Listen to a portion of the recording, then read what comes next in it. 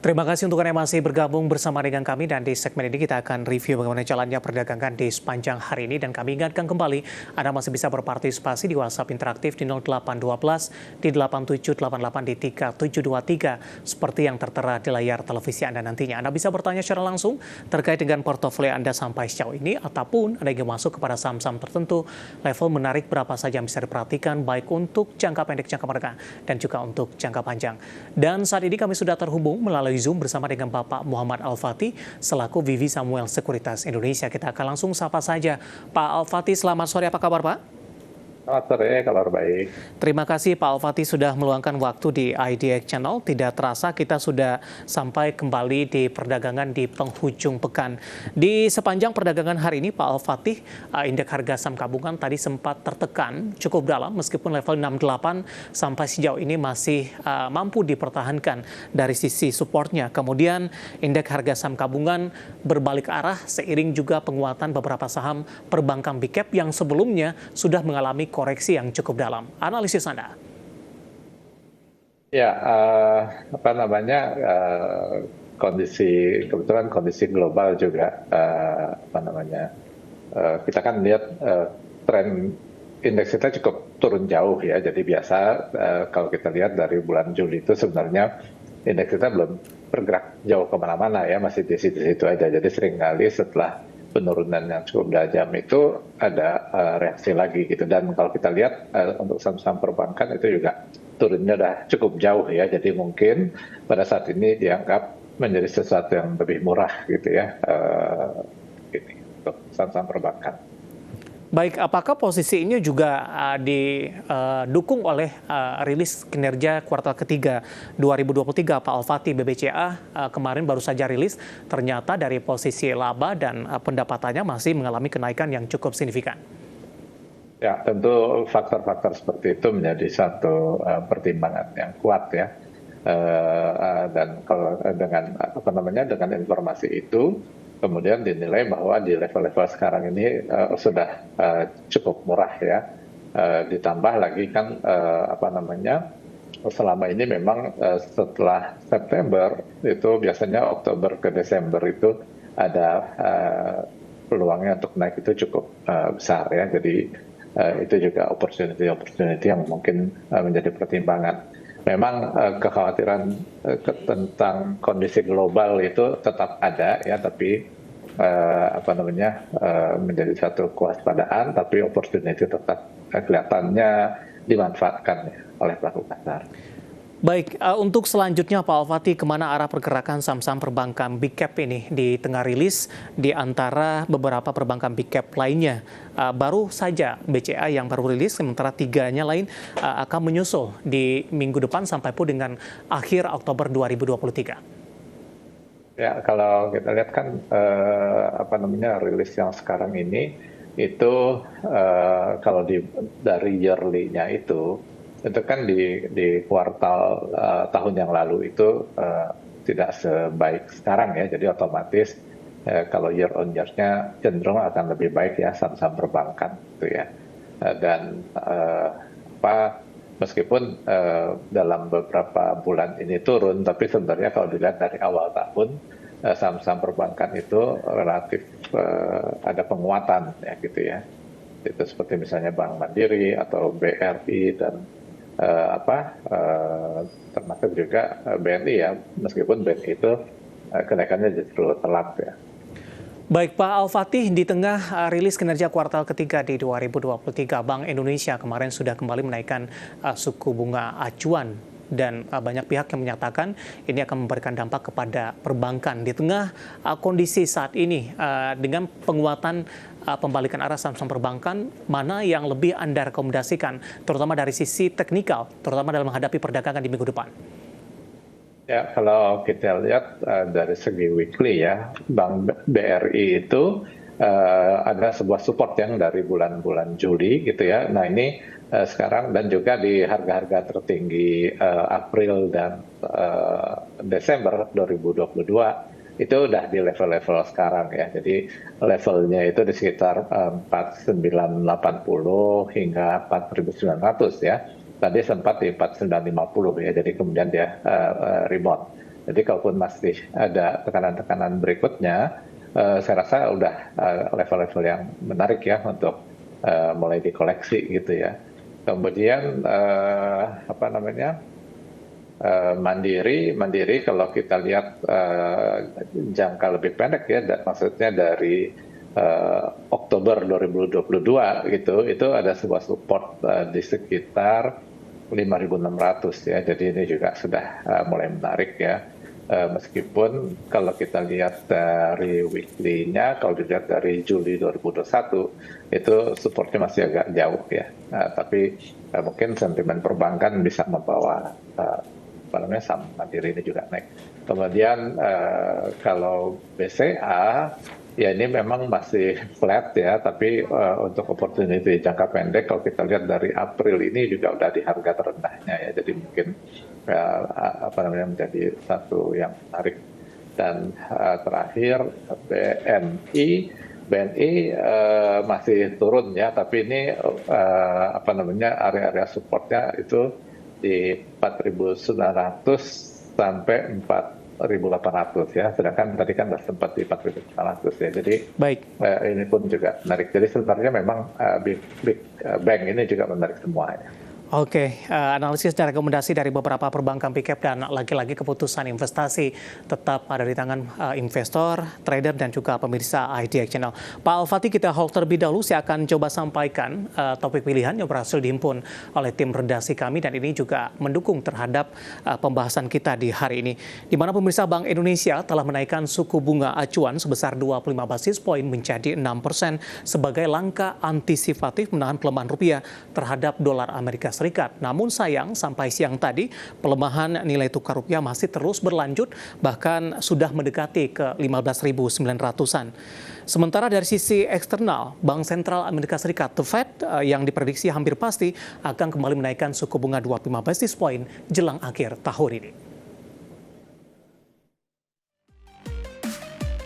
Jelang penutupan akhir pekan, IHSG menguat tipis 0,12%, namun masih berada di kisaran 6.850-an. Di sisi lain, rupiah terhadap dolar Amerika kian melemah mendekati posisi 16.000. Bank Indonesia pun pada Kamis menaikkan suku bunga Bank Indonesia 25 basis poin ke level 6%. Sebagai upaya menekan penguatan dolar terhadap rupiah, kenaikan suku bunga tersebut terjadi setelah beberapa bulan terakhir BI menahan suku bunga di 5,75%. Kuatnya dolar Amerika Serikat menyebabkan tekanan pelemahan berbagai mata uang dunia, termasuk nilai tukar rupiah. Dibandingkan akhir tahun 2022, indeks nilai tukar dolar Amerika Serikat terhadap mata uang utama DXY pada 18 Oktober 2023 tercatat tinggi, yaitu di level 106,21 atau menguat 2,6% year to date dibandingkan akhir tahun 2022. Sangat kuatnya dolar Amerika Serikat ini memberikan tekanan depresiasi mata uang hampir seluruh mata uang dunia, seperti yen Jepang, dolar Australia, dan euro yang melemah masing-masing 12,44%, 6,61%, dan 1,4% year to date. Keperkasaan dolar Amerika Serikat dinilai karena Bank Sentral Amerika Serikat Federal Reserve diprediksi hampir pasti akan menaikkan suku bunga acuan kembali sebesar 25 basis poin menjadi 5,50% dan 5,75% dalam waktu dekat. Hal ini dilakukan Bank Sentral Amerika Serikat untuk mempercepat capaian target inflasi 2%. Semalam Ketua The Fed, Jerome Powell, dalam Economic Club New York mengatakan bahwa para petinggi Bank Sentral Amerika Serikat mengambil kebijakan dengan hati-hati setelah kenaikan suku bunga yang agresif tahun lalu. Namun ia menambahkan bahwa kekuatan perekonomian dan pasar tenaga kerja yang terus ketat dapat menjamin kenaikan suku bunga lebih lanjut. Today, we decided to leave our policy interest rate unchanged and to continue to reduce our securities holdings. Looking ahead, we are in a position to proceed carefully in determining the extent of additional policy firming that may be appropriate. Our decisions will be based on our ongoing assessments of the incoming data and the evolving outlook and risks. Sentimen higher for longer yang terjadi di Amerika Serikat memicu penguatan signifikan dolar Amerika Serikat terhadap mata uang global lainnya, juga memicu kenaikan imbal hasil obligasi Amerika Serikat tenor 10 tahun. Untuk itu, langkah antisipatif Bank Indonesia yang telah menaikkan suku bunga 6% dinilai sejumlah ekonom sebagai langkah yang tepat dan terukur, setidaknya untuk menahan pelemahan rupiah lebih lanjut. Jika BI rate tidak naik, maka posisinya setara dengan ekspektasi Fed Fund Rate yang berada di kisaran 5,50% hingga 5,75%. Pertimbangan kedua, tekanan eksternal yang kuat dan masif dari eskalasi perang di Ukraina ditambah perang Hamas versus Israel menyebabkan kepanikan pasar global yang mendorong pemilik modal membeli dolar Amerika Serikat secara masif. Posisi cadangan devisa juga terpantau menurun untuk memenuhi kebutuhan impor dan kewajiban utang luar negeri pemerintah, sehingga berpotensi menekan rupiah. Ditambah tekanan dari sisi non-ekonomi, yakni suhu politik yang mulai menghangat jelang pesta demokrasi juga mengganggu kenyamanan pelaku pasar terhadap prospek rupiah ke depannya. Jika dolar Amerika Serikat terus jumawa, diprediksi Bank Indonesia akan naik lagi suku bunga acuan 25 basis poin sebelum akhir tahun menjadi 6,25%. Dengan berlanjutnya ketidakpastian global, keputusan Bank Indonesia akan bergantung pada perkembangan data, khususnya perkembangan data ekonomi Amerika Serikat. Hingga penutupan sesi pertama hari ini, sektor teknologi masih jadi pemimpin pelemahan sektoral, turun 1,57%. Salah satunya karena saham PT Goto Gojek Tokopedia Tbk.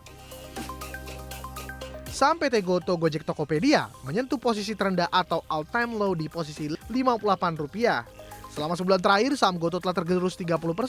Market cap Goto pun kian turun dari 400-an triliun menjadi hanya 73 triliun saja. Berbagai sumber, IDX Channel. Terima kasih untuk Anda yang masih bergabung bersama dengan kami dan kita lanjutkan kembali perbincangan bersama dengan Bapak Muhammad Al-Fatih, VP Samuel Sekuritas Indonesia. Pak Al-Fatih, kita lanjutkan kembali. Tadi informasi tampaknya tidak hanya dari domestik, global juga bayang-bayang suku bunga tinggi ini tampaknya sudah mulai terlihat jelas ini. Kalau kita berbicara dari sektor yang terdampak tadi dari perbankan big cap, tampaknya lebih kepada penyeimbangan dari rilis kinerja mereka di kuartal ketiga akan masih cenderung tetap lebih baik. Nah, bagaimana dari sektor teknologi, Pak Al-Fatih, di mana hari ini sektor teknologi juga menjadi penekan indeks harga saham gabungan. Goto juga tadi sempat menyentuh di Rp58 per saham. Ya, khusus untuk Goto ini informasi yang beredar cukup negatif ya, di mana para pemegang saham awal sebelum IPO itu yang memegang cukup banyak saham dan juga dengan modal jauh di bawah itu ada kecenderungan untuk menjual sahamnya ya. Jadi ini yang yang menjadi satu perhatian juga sih ya buat buat saham-saham Goto ini. Dan Goto kan bobotnya terhadap terhadap sektor ini juga cukup tinggi ya. Arah selanjutnya secara teknikal, Pak Al-Fatih, untuk Goto? Ya, untuk Goto itu dia masih tren turun. Memang mungkin ada kenaikan jangka pendek ya, tapi sebelum dia bisa naik di atas 67 masih agak berat ya untuk saham Goto ini. Baik, analisis untuk Goto pemirsa yang hari ini menjadi pemberat. Tapi kalau berkaitan dengan prospeknya Pak Al-Fatih, kemudian juga jelang rilis kinerja kuartal ketiga di 2023, seperti apa peluangnya? Ya, memang ada beberapa hal yang berkembang ya, tentang misalnya tentang GoPay-nya yang mau berkembang lagi gitu ya, yang mau dikembangkan dengan pemasukan yang lebih besar gitu ya. Tapi kan untuk jangka panjangnya kita masih harus melihat realisasinya seperti apa gitu ya. Jadi ini masih wacana yang jadi perhatian aja gitu ya. Banyak dari para investor, Pak Al-Fatih, yang mencoba untuk melakukan cicil beli di tengah pelemahan yang terjadi untuk Goto. Dari pandangan Anda, terutama dari sisi teknikal ini, apakah ini cukup bijak, lebih kayak wait and see terlebih dahulu, kalau untuk trading saja juga hal ini tidak masalah? Ya, kalau untuk jangka menengah kita lihat bahwa target penurunan Goto itu masih di sekitar 54, 53 ya. Itu kebetulan juga harga terendah yang terjadi dalam beberapa hari yang lalu ya, ketika terjadi penurunan luar biasa dan kemudian ada rebound ya. Jadi kelihatannya masih akan cenderung mendekati itu. Memang untuk jangka pendek sih bisa aja ya ada rebound ke angka 63 atau 65 gitu ya. Tapi itu benar-benar bagi yang harus sigap ya, karena bisa aja tuh dalam jangka pendek dan kemudian turun lagi gitu ya. Kecuali kalau dia bisa bertahan di atas 70 atau 67 gitu ya, dalam jangka waktu yang lama, artinya bukan hanya sesaat gitu. Nah itu mungkin ada harapan dia rebound untuk jangka pendek. Gitu ya. Baik, kalau kita berbicara dari sisi proyeksi Pak Al-Fatih, dengan kenaikan suku bunga acuan Bank Indonesia, hawkish the Fed tampaknya masih akan ada kenaikan sekali lagi. Bagaimana Anda melihat prospek dari saham teknologi sampai dengan akhir tahun ini? Ya, kelihatannya dengan suku bunga naik itu memang untuk pasar saham secara umum ya, termasuk teknologi, ini sesuatu beban yang tidak mudah ya, yang jadi pemberat gitu ya. Hanya kita mendengar di market bahwa ada intervensi dari BI untuk bonds, terutama yang benchmark gitu ya, yang 10 tahun gitu ya, sehingga masih dicoba untuk tidak yield-nya tidak naik ya, atau harga bonds-nya nggak jatuh besar gitu ya. Jadi itu, tapi tetap ya sentimennya adalah sentimen suku bunga naik. Baik, Pak Al-Fatih, kita hold terlebih dahulu. Saya akan sampaikan update penutupan perdagangan di sesi kedua hari ini. Dapat Anda saksikan juga papan perdagangan di layar televisi Anda pemirsa. Indeks harga saham gabungan masih berada di zona hijau, tapi ditutup menguat tipis saja di 0,04% dan ditutup di level 6.849,168. Ya, dapat Anda saksikan juga di layar televisi Anda pemirsa, penutupan di 6.849,17, menguat tipis di 0,04%.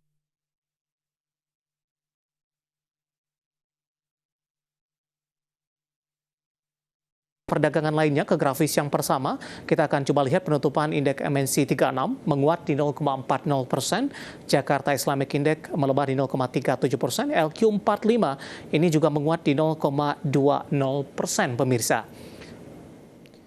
Selanjutnya, rotasi pergerakan sektoral di penutupan sesi kedua hari ini, di mana kesehatan menguat di 0,23%, keuangan menguat di 0,14%, seiring pembalikan arah beberapa perbankan big cap hari ini. Teknologi hari ini menjadi tekanan yang cukup dalam di 1,66%, transportasi dan logistik juga melemah di 1,65%.